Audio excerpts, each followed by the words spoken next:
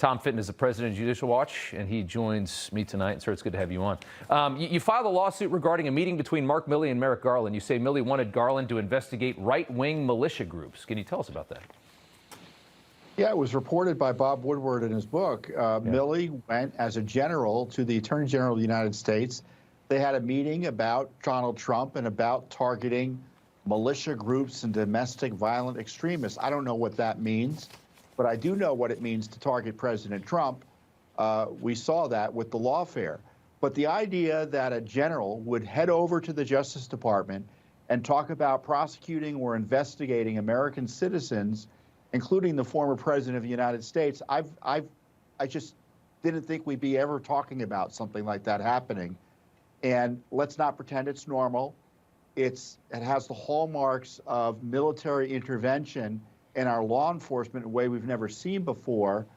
And if we don't get a hold of this, in my view, we could lose our country, because these politicized generals, but that could be the end of the republic if they think they can lord over American citizens and civilians who are supposed to be running the country. Yeah. And that's why we asked for the records. And of course, we got the proverbial hand to the face from the Biden Justice Department, because they want to cover up what Garland did here and protect Milley.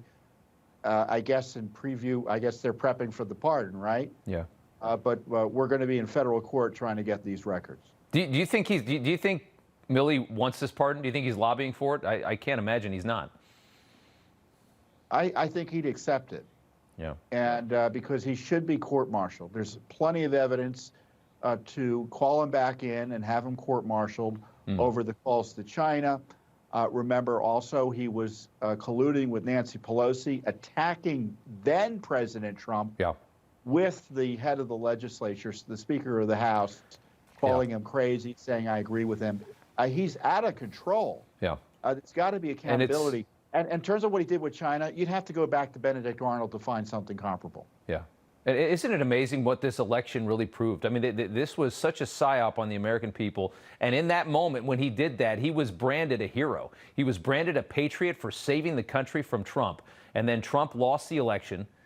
And then now we have Trump back. You know, and all of a sudden, it's such a vindication for so many moments like that where the bad guy was branded the hero.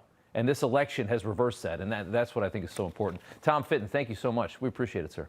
You're welcome.